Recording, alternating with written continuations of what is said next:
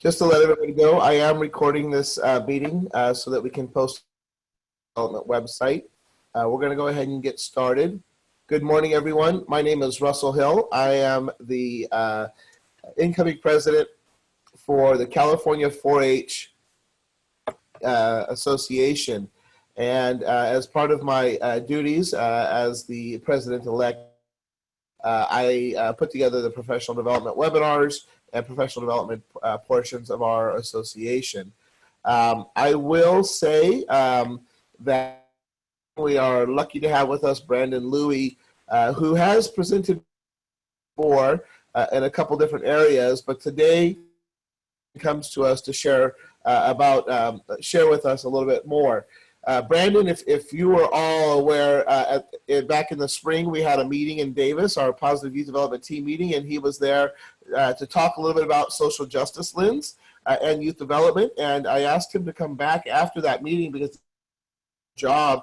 And I thought the folks who weren't there, as well as those who were there, would probably love to hear a bit more from his perspective and the work that he's doing. So today, our title of the professional development webinar is Applying a Social Justice Lens to Youth Development. The struggle for social justice is so youth have equitable access to opportunity and well-being. This workshop is going to provide an overview and key concepts and context for applying the social justice lens to youth development. And so that's our give a quick bio for Brandon. This is always the fun part. I love the last piece I'm going to read off to you here because I remember how he explained it at the meeting too. So Brandon Louie is a community engagement coordinator with the UC Davis Center for Regional Change. And 4-H A&R works a lot with the Center for Regional Change. We've got a lot of folks on the there, and I've done some work with them, positive work that's impacted all of us. His work across youth participatory action research, generational teams, use of publicly available data and mapping tools. And I assume that includes putting youth on the map and the regional opportunities. It includes projects facilitated by UC and our staff and CalFresh Healthy Living. And just to let you know, he also holds his Master of Science in Community Development from UC Davis, a Bachelor of Arts in History with a minor in theater. And that's the part that I recall. He said, that's what gets me up in front of everybody. And that's part of it here. And this morning, I would like to welcome Brandon. Brandon, the floor is yours, and I will take a back seat. Great. Thank you very much, Russell, and good morning, everyone. It's a really pleasure to be here to speak with you all today, and I really appreciate this invitation. Just as a quick time check, Russell, how much time do you want me to leave at the end? Just to make sure that I'm giving you any space that you need. Let's give, if you could get, I'll give you all the way up till 10:55 if you need that amount of time. Otherwise, I could use the end there to do some quick updates for our association. Okay, great. Yeah, we'll do our best then to leave some space for you there at the end. So I'm going to just share my screen and pull up a PowerPoint here that I will be utilizing. All right, so hopefully now everyone has that in front of them. As Russell mentioned, my name is Brandon Louie. I'm with the UC Davis Center for Regional Change here on campus, and really excited to be joining you all today to be talking about this topic here, applying a social justice lens to youth development. I've got featured here a group of folks that I've had the pleasure of working with for the past couple of years, Nopal, Neighborhood Zoning Power, Action, and Leadership. They are a collaborative of 4 different organizations in primarily the central state of California who are doing healing and culturally informed organizing work with youth, especially system-impacted, formerly incarcerated young people and indigenous immigrant youth. So just wanted to place them up here, and I'll be kind of talking about some of the work that they and other partners that I work with have been engaged in this realm. So just as a quick look at what we'll be discussing today, brief introductions, and then, as Russell mentioned, want to go over key concepts and context for this work, and then really think about that intersection between social justice and really looking to wrap it up as well with thinking about what are the implications for and possible applications to the work that you all do, the work that we all do together, and to our own personal development and growth as well. And kind of the things that I want to put in people's minds. We're going to revisit these questions later, and we're actually going to do a little breakout and let folks discuss amongst themselves.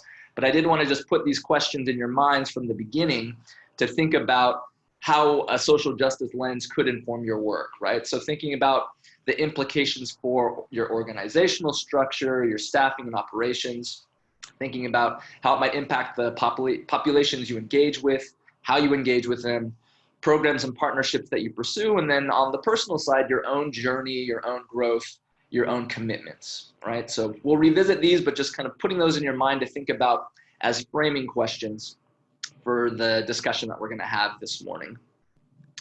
And thank you for the intro, Russell. As I mentioned, I am here at the UC Davis Center for Regional Change. Been with the program now for almost 3 years. I do support a lot of UC A&R programming and staff, primarily through a partnership with CalFresh Healthy Living, University of California, and working with nutrition educators and also UC 4-H staff who are out at the county extension offices throughout California.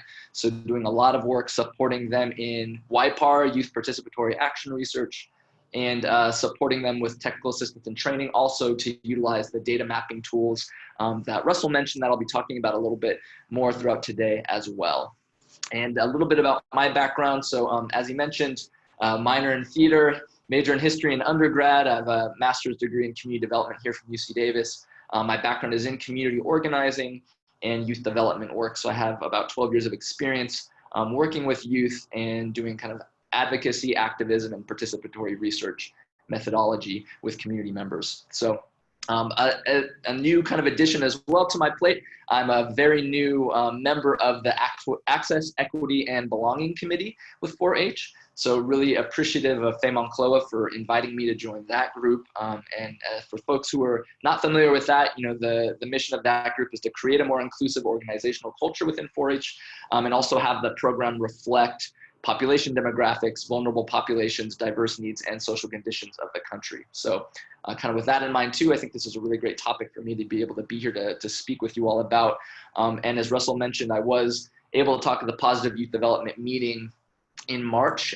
So for anyone that was a part of that conversation as well, there will be some overlap and familiarity with some of today's conversation.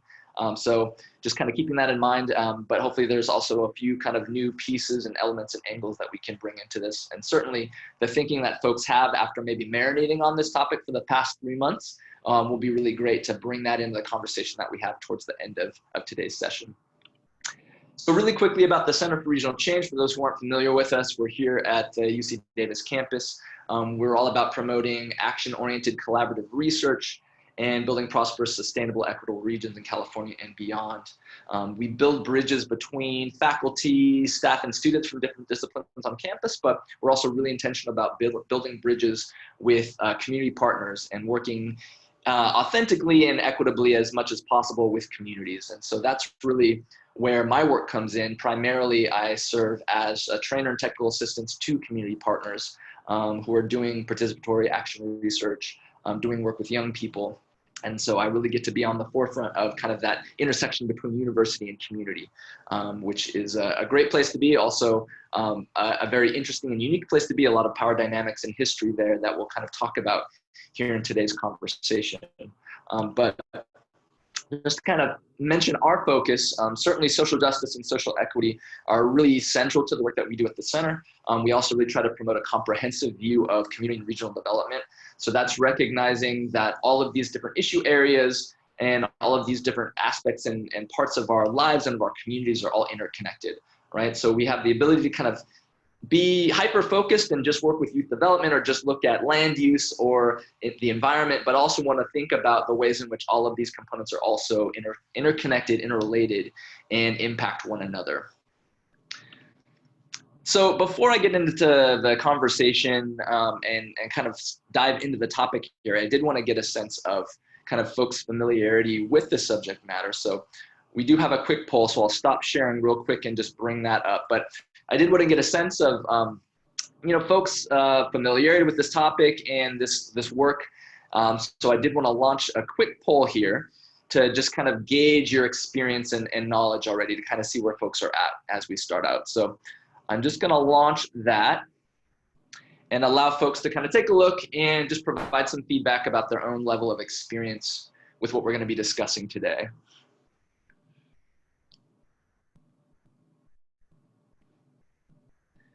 So hopefully that popped up. Are folks seeing the poll? Yep, there we go. Yep, it's starting to populate. Cool.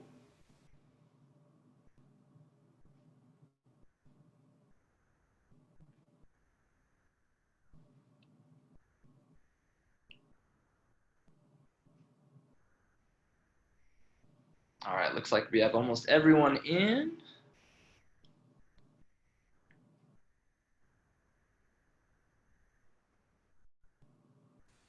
All right, thank you all. So just really quickly, and I can bring it up too, but what we're looking at as far as what level of knowledge you have around the topic of social justice, pretty much 50-50 split between little to somewhat informed. So no one on the no knowledge side and no one on the well-informed side. When it comes to levels of experience in applying a social justice lens to your work, a quarter said none, 50% some, and then quite a bit for a quarter as well. And how often you apply a social justice lens to your work. Sometimes was the majority, and then always was another option there as well. So hopefully folks can share those, and you can see those as well. All right, so hopefully those are all visible for everyone on here too. So thank you for that. So it looks like we've got a pretty good spread of folks that at least have some familiarity with the topic, and it does look like we have some ability to kind of expand some capacity and knowledge in this area, which is great. So I look forward to being able to talk a little bit more about this with you today, and then hopefully you'll feel a little bit more informed and think about ways that you could be applying this more to your work by the end of today. So I'm going to go back. Evaluation experts, I was going to just quickly say, this isn't our most scientific poll. You'll see there's scale, a 3 scale, and a 4 scale, but we just wanted to gather some quick information about the knowledge here. Thank you. Thank you. All right, so I'm going to go back to sharing, and that's just helpful for me as well when I think about how we're framing this conversation and everything. So, all right, hopefully y'all can see my PowerPoint again. Okay. And so just to start this off, I did want to talk about, just grounding us in some of the concepts, some of the terms that we're talking about here. A lot of times these terms are thrown around a lot: equality, equity, and social justice. And it's not always clear whether or not we're speaking about the same things, whether or not we're all on the same page. So I think it's important just to kind of create that common understanding and space. So in thinking about these terms, this is a graphic that maybe folks have seen before. I do find it useful. I'm not saying that it's perfect, but I think it can be a helpful visual to be thinking about some of the ways in which we visualize and interpret these concepts, right? So obviously equality is something that I think we all have as a vision for our communities and for our society, and something that we strive toward, but as far as what equality looks like in practice, right? This is kind of an example to illustrate that. Essentially, it means that everybody across the board would get the same, right? But as you can see from kind of this dynamic where we've got folks who are kind of looking over a fence at a baseball game, and who are, kind of differently situated, right? That just getting the same doesn't really work for everyone, right? That people still have very different access, very different opportunities to be able to enjoy and experience what's available. Not to say that the person who's on the right, maybe there's a hole there. They could be utilizing, some skills, some resistance, some means of finding a way to also still be able to participate, which we know our communities do. But obviously still, we wouldn't say that this is a level or just kind of access to opportunity, right? So what equity would look like is more like this, right? Where rather than just everyone receiving exactly the same, you would really be basing it on people's needs, right? So here you recognize that people have different needs, that people are situated differently within society. And as a result of that, for everyone to really have equal access to resources and opportunities, that some people may need more support than others, right? And then just kind of looking at, well, this is what equality is and this is what equity is, but what does our reality really look like in our communities? And particularly for our young people, this is what it tends to look like, right? That not only are people kind of situated with more opportunity and more resources and advantages, right? But the kind of juxtaposition and the balance on the scale is tipped to the extreme for certain groups of people, right? So there's some who are extremely advantaged and privileged, and others who are extremely disadvantaged, right, within our society. And so, in thinking about then, you know, what could social justice look like? What does social justice mean? Well, really this term is talking about the distribution of wealth, opportunities, and privileges within our society, right? And so thinking about what justice could mean in this realm would be about having equal access across the board, and thinking about how those barriers like that fence, right, are completely removed. Now, obviously, again, this graphic is a little interesting. I mean, now they're kind of standing on the field. It's a little weird, a little awkward, but I think the concept is still helpful to think about. You know, it's not just about providing those supports, but it's about eventually how do we all seek liberation? How are we all able to participate in a society where those barriers don't exist, right? And ways in which that can benefit everyone, even those who are already privileged within society. So in kind of utilizing this lens, right, we want to really think about then, you know, what is the context for the youth development work that we're doing, and what is the context for our young people, right? Because when we think about how youth are situated within our communities and societies, you know, it's certainly true that youth in general are marginalized, right? And that we have kind of extreme levels of adultism within our society, and that youth in general are disadvantaged and often not at the decision-making tables. But I think when putting on that social justice lens and thinking about youth development, it's really important to also recognize that within youth populations, right, there are great discrepancies and disparities, and that different youth also are experiencing different privileges and advantages versus other youth, and that this exists both across youth populations and across space, right? So Russell mentioned putting youth on the map. You know, we partnered with a lot of folks from UCANR and 4-H in the development of this tool. And this is just one of the data mapping tools that we have through the center, which basically is about making publicly available data accessible to community members, but also about training them to be more critical consumers and producers of data, developing kind of a geospatial data literacy that they can utilize to help understand what's happening in their communities and kind of put their own experiences within a greater context, but also then push for changes that they want to see. And in doing these kind of spatial analyses, looking at opportunities for well-being for youth, looking at vulnerabilities for young people, you know, we really see that there's great spatial disparity and there's great disparity across different populations within our communities when it comes to young people. All right, so I really want to recognize that at the top.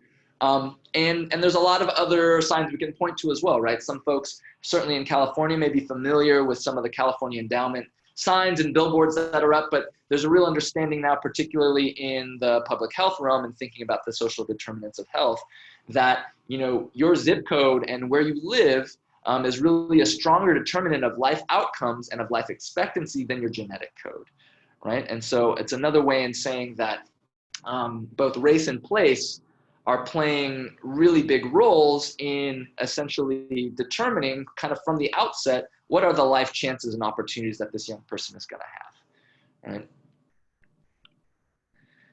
And so just bringing in, you know, a couple pieces and quotes to kind of help support these thoughts and help us think about this, right? Again, similar to adult society, youth have access to power that's really filtered through all these different intersectional identities, right? Race, class, gender, sexual orientation, ability. And again, that's going to influence youth who are succeeding and youth who have often already been sought as leaders. So I'm thinking about, you know, what are the implications for the youth development work that we're doing? It's really, one way is thinking about, well, who are the youth that we're serving? Who are the youth that we're reaching? Who are the youth that we're not reaching? And what are some of the ways in which these factors within our communities and the way that they're set up are really disadvantaging and creating barriers for some youth to be able to really reap all the benefits of the programs that we have to offer, right? And another way of looking at that as well, right, just thinking about who those more vulnerable youth tend to be, of course, coming from low-income households, more likely to be youth of color, immigrant youth, LGBTQ, have sustained experience with foster care, dealing with homelessness, or being system impacted by the juvenile justice system, right? So again, in thinking about our work, it's important to think about kind of who these youth are, where these populations are, and kind of what is the relationship that we have with them in the programming that we're doing, and then also in our daily lives, right? So in thinking about, you know, this current situation, I think it's really important not just to kind of lay the context of some of these concepts, but also really think about historically and presently, like, oh, why is this the case, right? Like if we're seeing all these disparities, we're seeing all this discrepancy across youth populations, we're seeing it across space, you know, it's really important to think about, well, how did that come about, right? What are the ways in which communities have been established and have developed that have helped to create and accelerate these processes, right? And so one of the episodes that I bring up a lot in the youth work that I do, and something that I certainly want to kind of bring in the conversation for today, is this concept of redlining, right? And so for those who aren't familiar with the practice of redlining, essentially this was a practice that was kind of started back at the turn of the 20th century by folks working in the real estate agencies here, the real estate industry here in the United States, and then was really codified into law with the creation of the Federal Housing Administration, the FAA, a few decades later.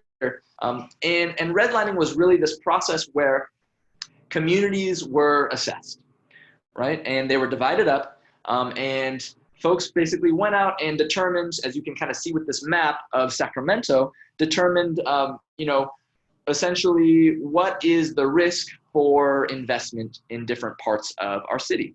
Sounds innocent enough, you might think, right? Well, as far as the criteria that they utilized, you know, the quality of infrastructure, the homogeneity of the infrastructure, the resources and amenities that were available, but also very explicitly, this was a process that was based on the people that lived in these areas, right? And I'm just pulling up some of the language that's pulled directly from some of these assessments and some of the documents from Sacramento, but these are pretty much across the board what you'll see in these assessments, right? That really the people that lived there were also a key determining factor in saying whether or not this area was a higher risk for investment. And you can see some of the language that's being used, right? There was for those communities that were redlined, they were really the areas that had the largest concentration of people of color, presence in large numbers of subversive racial elements, infiltration of Orientals has occurred, the particular hazard is racial, right? And so what happened as a result of this practice is essentially communities were assessed, they were divided up, and they were graded. And areas that had concentrations of people of color were redlined. They were given the lowest grade possible. And what that meant was that anybody that lived within those spaces did not get access to credit or loans. They could not purchase a home with any credit, and they could not fix up homes with credit. Right? So they were really stuck within those spaces and not able to improve them, and investment was really funneled away from those parts of cities, right? And the other kind of complementary element to this was that within white neighborhoods, there were racially restrictive covenants that were created. And that essentially meant that white residents were not legally able to sell their homes to people of color. So you have people of color for many, many decades who are restricted to living in certain parts of communities, who cannot fix up those homes, cannot purchase homes, but also cannot move out, right? And investment is very explicitly funneled away from those areas towards all white neighborhoods. And so what do we see happen as a result of this? Well, you know, when you look at your communities today, I know I grew up in Sacramento, and without even having known about redlining, until I learned about this concept, I already knew which neighborhoods and communities within Sacramento had the lowest resources and had the most people of color. And those are the areas that were redlined, right? And we see all kinds of connections, not just from then, but then to today, right? So this is a practice that, although it was quote unquote officially ended in the 70s and 80s, we still see very racially based decision-making happening in the real estate industry. And certainly when it came to the 2008 mortgage crisis, we saw that people of color were more prone to be pushed into subprime, predatory lending packages, and were also greater victims of foreclosure. And now those same communities, as we see particularly here in California with our housing crisis, those same communities are now the targets of gentrification and displacement, right? So we see this history of communities being impacted this way, and we can actually look at data from some of the mapping tools we have and from others to also see this spatial characterization present across neighborhoods. So again, this is Sacramento. The top two maps are from Jesus Hernandez, who's a sociology professor here at Davis. And he really looked at the connection between what happened in the subprime mortgage crisis of 2008 and original redlining practices, and saw that those same communities that were redlined were the same ones that were hit the most by subprime mortgages and by foreclosure, right? So he shows kind of, here are the tracts that had, in the left-hand side, racially restricted covenants are those darker tracts. The kind of lighter gray ones were the red line tracts. And you see that same spatial connection on the next map over, where you see these are the foreclosure rates, right? So you see those same covenant tracts have very low to no foreclosure rates versus those redlined areas, extremely high foreclosure rates. And this is echoed in other areas. So the Cal-Enviro screen on the bottom left is about assessing the potential environmental hazards and how that matches up with social vulnerabilities in communities. You see those same red line tracts really having way more environmental hazards potentially within them. And the same thing in the Regional Opportunity Index, which is one of the mapping tools that we have.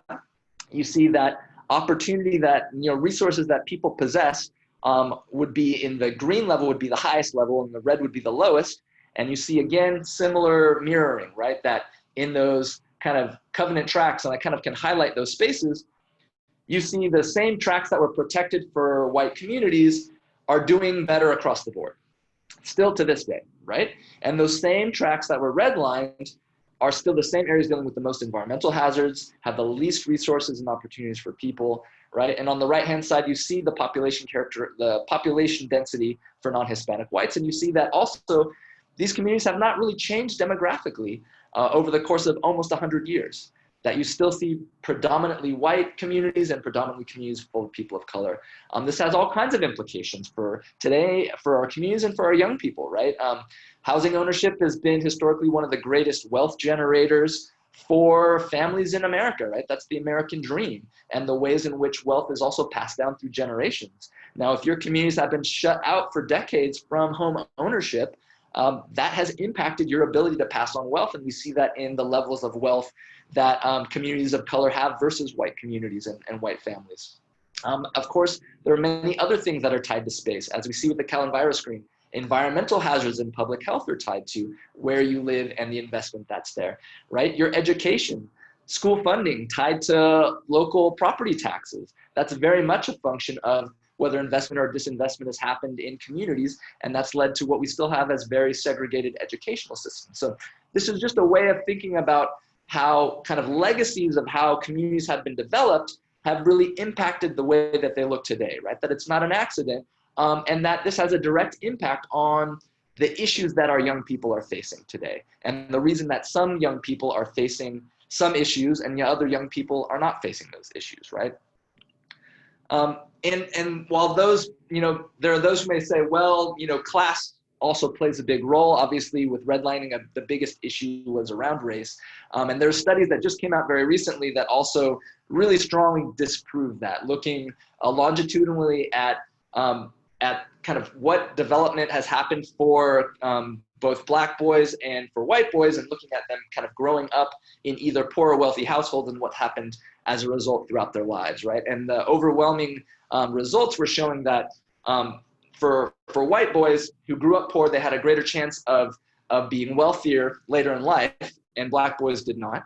And even folks who were similarly situated, so had the same levels of wealth, family structure, education levels, all of that, white boys still had much greater outcomes at the end of their lives, and often were more likely to remain wealthy, whereas the percentages for Black boys, many of them actually ended up being poorer towards the end of their lives, even though they were similarly situated class-wise and socially and educational-wise in their communities, right? So it's a way to think about how central race, structural racism, and our still inability to really deal with race and the legacy of races in our country is a major factor impacting our young people, right? But I do also want to introduce and bring into the conversation this concept of intersectionality as well, because certainly recognizing that race is a key factor and a major driver for inequity within our society, But we also want to think about the ways in which we all carry multiple identities and how all of those identities have different relationships to power, right? And so while your race, sex, gender expression, class, age, sexual orientation, ability, religious affiliation, right? We carry all of these multiple identities at once. And some of them may be privileged in our society. Some of them may be marginalized or targeted, right? So it's important to also be able to take that nuance and think about kind of the whole person as well, and recognizing that certainly systemic oppression operates in certain ways on certain groups, and the ways in which that might also be compounded for people who have various marginalized social identities. So in thinking about, what's one implication for the work that we're doing and the ways in which we interact with young people, relate to young people, serve young people, build relationships with young people. I also want to just bring in this concept of cultural competence versus cultural humility, right? I think there's a lot of buzz now around diversity, around cultural competence, around organizations that are really pushing to kind of build up their capacity in these realms. But I think it's important to also think about these terms and the ways in which they're used, and really think about some of the nuances. And so, in thinking about cultural competence, a lot of times it's traditionally seen more as kind of a professional development box that you check, right? That there's a finite body of knowledge about a group or a population, and all I need is to kind of go through enough trainings or read enough manuals to know how to deal with that group, and done. Box checked. I am now culturally competent. I have my certificate, and I can go serve the people without having any reservations, right? And so I think the term that I think is more useful is this concept of cultural humility.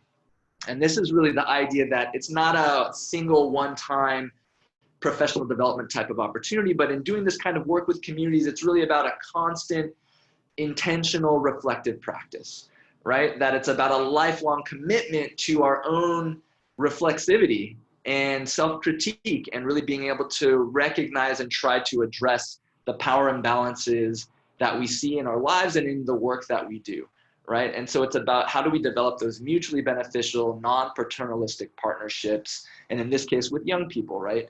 In particular with young people of color, low-income young people, and young people that may harbor multiple marginalized social identities that, we may not experience ourselves.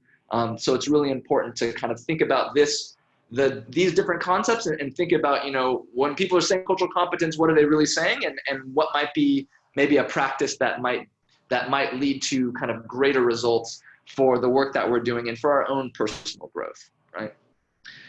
So in kind of thinking about these concepts and this historical context, then I do want to kind of transition into, all right, well, what are the implications for youth development work? How do we apply this lens and this understanding about what our communities look like, why they look the way they do, the disparities that we see among youth? What does that mean for the work that we're engaged in, right? And so it's important to think about kind of multiple impacts that these systemic and institutional injustices have in our communities, and particularly for our young people. So one of them, of course, is the structural inequality, right? Just the fact that we are perpetuating a society in which some groups are advantaged over others, right? And advantaged as a result of the oppression and marginalization of other groups. And that leads to trauma, right? That there are impacts of living in a racially and economically unequal society.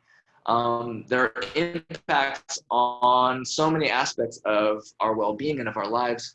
And these are kind of compounding factors that many of our young people are dealing with, right? And so it's important to kind of think about the ways in which we're kind of recognizing and then working to kind of acknowledge and address these kind of dual issues in the youth development work that we're doing, right? So I kind of want to talk about a couple of approaches that different partners that I've worked with have been engaged in, and just kind of thinking about these as possible ways in which kind of social justice and youth development intersect and can be combined, right? So in kind of thinking about one of these aspects, one of the approaches is really about helping young people develop a language and understanding about these conditions, right? About the kind of community conditions that we've already just been discussing here this morning.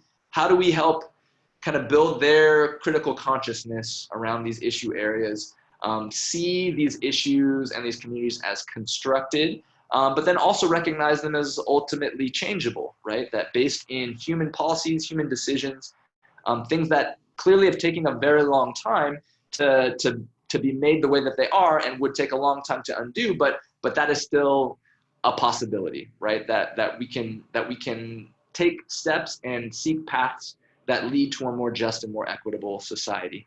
And so it's about kind of building this language, building this understanding for young people, and then also helping them develop those skills, right? So this kind of from the Fathers and Families of San Joaquin, they talk a lot about power and proximity and the recognition that these young people who are coming from some of these most marginalized communities, those who are closest to those problems are also the closest to the solutions, right? That rarely are they at the decision-making table, but they have the clearest understanding about what's happening in their communities and what's needed. And that's why it's so integral that we help them develop these understandings and develop the skills to really help move their communities forward. And it's important as well to kind of just thinking about, in doing this work, how are we situated, right? Certainly as a representative of a research center here on the UC Davis campus, right? I am definitely, as I mentioned, at that intersection of university and community, and recognize that that is an inherently challenging space to operate in, that there are some historical and present day, inequities and power dynamics that work between university and community that are very challenging, and that in many ways have supported and exacerbated some of the situations and issues that we've been talking about already this morning. So how do we recognize that, right? And then how do we utilize our access, our power, our positioning at the university to really be allies with these marginalized and underserved communities, right? Certainly here at Davis, being a part of a public university, what are the ways in which we are making the resources that we have available to us here widely accessible to folks in these communities to utilize for their own benefit and movement building, right? So just to kind of show a couple of examples of some of the stuff that we've been doing at the Center of Regional Change that also may be resources that you all would want to utilize. Certainly the mapping tools that we mentioned previously, Regional Opportunity Index and Putting Youth on the Map, those are both publicly available resources and I think really important tools that I utilize a lot with my community partners to help folks recognize kind of some of the trends and issues in their communities, see the narratives that are being told through data, and then be able to shape their own narratives, right? Kind of combining their own personal experience with research that they themselves conduct, and then think about how they can utilize publicly available data sources to also build compelling arguments for change, right? And in order for folks to do that, we recognize that these practices take dedication, intention, support. So we do have a curriculum, the Making Youth Data Matter curriculum, which is on the URL that's at the bottom of this page. That's about training youth and adults to build up their data literacy skills and to use our tools, particularly Putting Youth on the Map, in their social change efforts and research efforts. But also, as I mentioned previously, a lot of the work that I do is focused on youth participatory action research, which is another approach that is really aligned with this particular kind of strategy for youth development, right? Where young people themselves are recognized as experts, are recognized as people who can generate and utilize knowledge for their own purposes.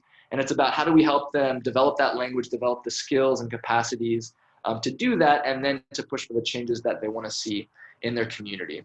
And so Community Futures Community Lore is a resource that actually we've been working on for a while. It actually grew out of Youth in Focus, which was a youth serving organization and a training organization to do youth-led research, evaluation, and planning that was started by Jonathan London and Nancy Erbstein, who are both affiliated with the center. But we've been actually looking to make those resources more publicly available as basically a kind of YPAR toolkit for folks to use. So look for that in the fall. We'll certainly be doing a push once that's launched. We're still in the kind of development and web design phase for that, but another resource that we're going to make available for folks from the university to really be able to utilize, in communities and for communities themselves to use to do some of this work, right?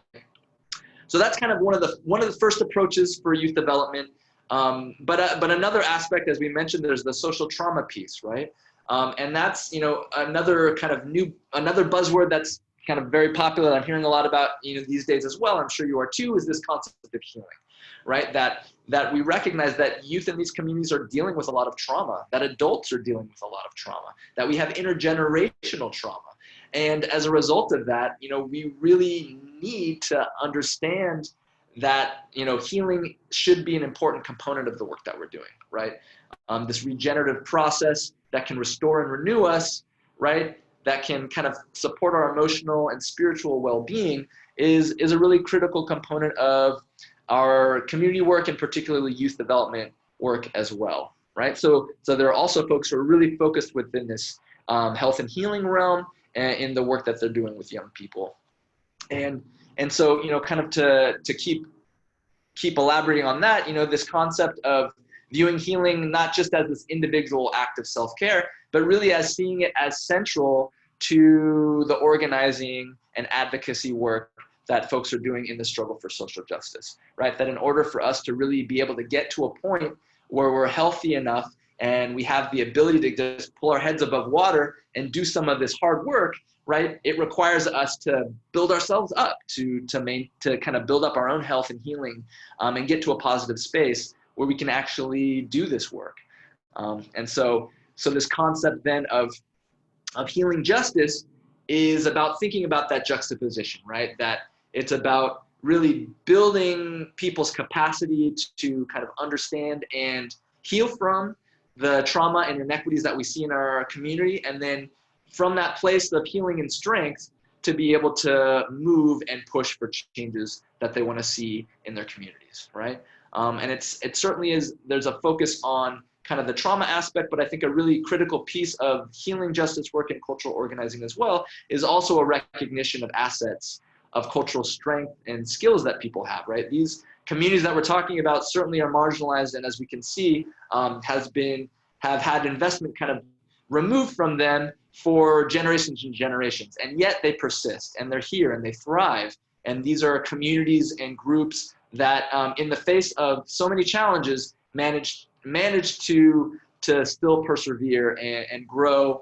And so it's also recognition of the strength that folks have from these communities and these cultures, what they bring to it, and not kind of having a deficit narrative, but really coming at it from a more asset-based approach to recognize, what are the assets that people in these communities and cultures are bringing? How do we tap into the arts, into our language, into our food, right, into our histories, and then utilize the strength that we gain from that knowledge and from that connection to then be able to push the work forward.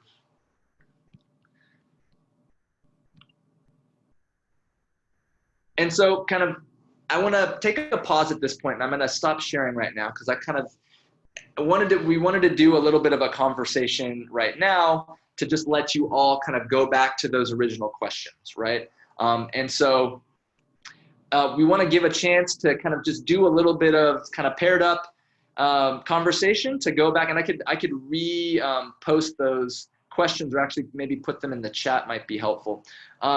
But the idea is just to think about, all right, in now kind of laying out this context, some of these concepts which may or may not have been familiar to us previously, but in thinking about some of the ways in which this could be applied to youth development work and some of the ways that folks are already utilizing it within their youth development efforts, what could this mean for you and your work, right? So I'll just bring the questions up again to make them present once more. And then what we're gonna do is just kind of give you all a space to just talk amongst yourselves quickly and do like a think, pair, share, and then we'll come back. So let's do the think part now, and I'll just give folks a couple of moments to just sit with these questions. So thinking about the social justice lens in your own efforts, how could this be applied to your organization, to the populations that you're working with and how you work with them, to programs or partnerships that you pursue, and to your own personal journey. Take a moment with that, and then I'm going to work with Russell to basically just kind of split you off. You're going to be placed into your own rooms. I don't know if everyone's done this on Zoom, but basically you'll just have your own private chat room where you could speak to your colleagues, just to kind of think through these questions together. And then we'll bring it back after about 5 minutes or so to allow folks to just have a more general discussion amongst the group, and then we'll wrap up. And so just to let you know, all you will be automatically put into room with, I think it's going to be about 3 people to kind of have think, pair, share conversations. And then I will bring you back. It's just a button that I click, so it's going to be a little bit different for you. So be prepared to go unmute and have your conversations or use the chat box. Counting down in 3, 2, 1. Okay.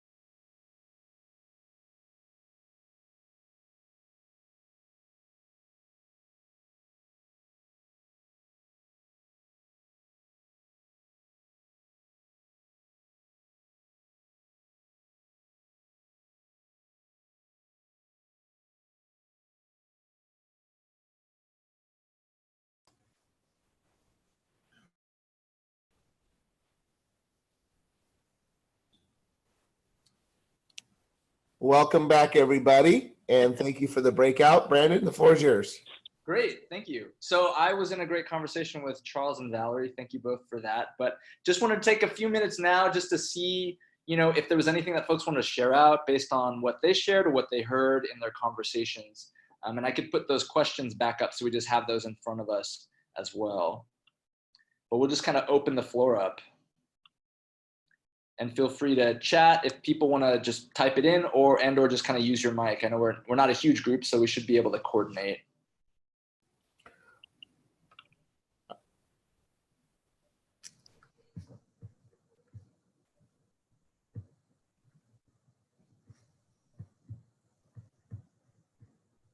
Well, I'll share what I shared in our side group, which is my kind of a challenge currently is trying to work with this girls only. It's called TechBridge Girls. It's an organization out of Oakland that services low income girls and diverse community in Oakland. And I have reached out to Affirmative Action and so forth because we are a group that is anti-discriminatory and all-inclusive. And so my question has been, can we work with TechBridge Girls with a 4-H program? And I was just sharing with Brandon and Valerie that so far I've gotten not a clear, definitive answer. It's been passed around from Affirmative Action to the state office and Jessica, I appreciate you informing the conversation too. Oh, no problem. I understand. No, it's funny that you brought this up because I totally understand. I don't know if you're frustrated, but I've been trying to get like the answer for Girls Who Code. I think when I presented it to you guys maybe a year ago too, and I have yet to get a thumbs up to move forward. So yeah, I understand.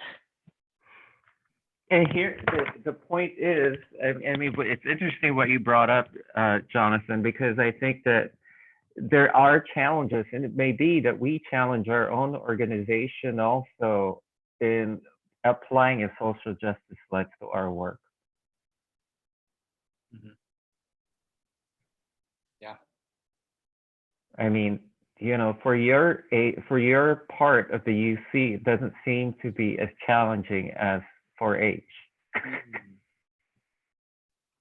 I'll share just real quick how I've used it locally, and that thinking back to Brandon's conversation a little bit ago where we talked about sort of the long-term history of both cooperative extension, USDA because our parent funder, and the UC. And so there's a little bit of that institutional bias, racism, lack of resources for the community is when I go to the community, and I'm part of these communities now, is that I'm here to make sure that we're offering these resources to them, not just saying, coming in and saying, we're going to be here to fix you guys, not this sort of white knight method, but really bring the resources to them and let them decide how they want to use those resources that I have access to.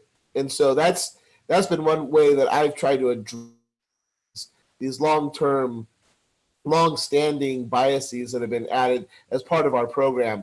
We're also, Brandon, broadly in 4-H, we're really trying, you're on the Access, Equity, and Inclusion Committee Task Force. We're really trying to bring that back around and saying 4-H is for everybody. We're really trying to correct this. And so that's been a strong component of what I'm doing locally.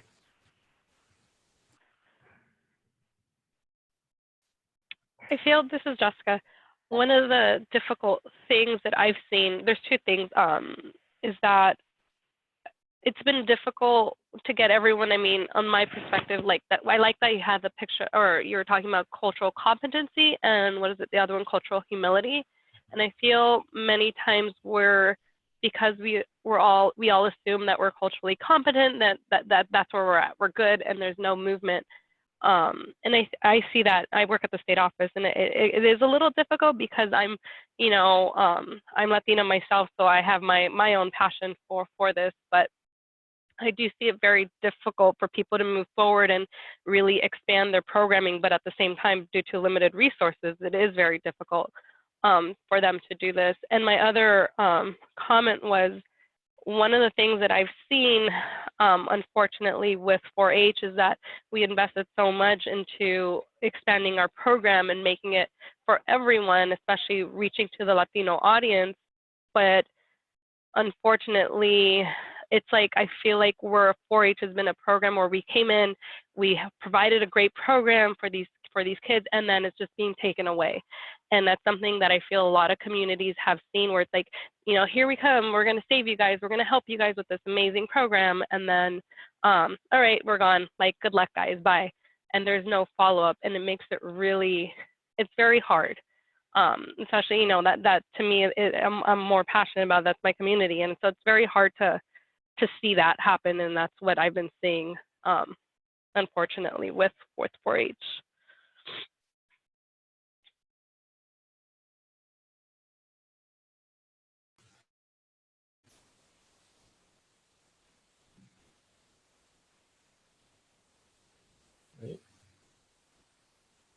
Oh, it looks like Brandon hopped out, or something happened to Brandon there. Not sure what happened. Well, this does bring us to the end of our conversation. So quickly, I wanted Brandon to do a quick wrap up. I'll hold if he's going to be around for a little bit, but I did want to give a couple of updates right now for the California 4-H Association. We've been in discussions about a retreat. However, with the recent budget stuff that just came out, we're negative on that right now, in that we may not have PDSL funds for everybody to help out with your travel. That information will be forthcoming. I have a phone call with Gemma today to have some more discussion on what we can do to keep it affordable, the retreat option. You all joining us today. This recording will be available in a couple of hours once it's done rendering, and I'll send it off to Charles to post for us. If there are any other questions, let me know right now, and I can. Otherwise, we will end our conversation.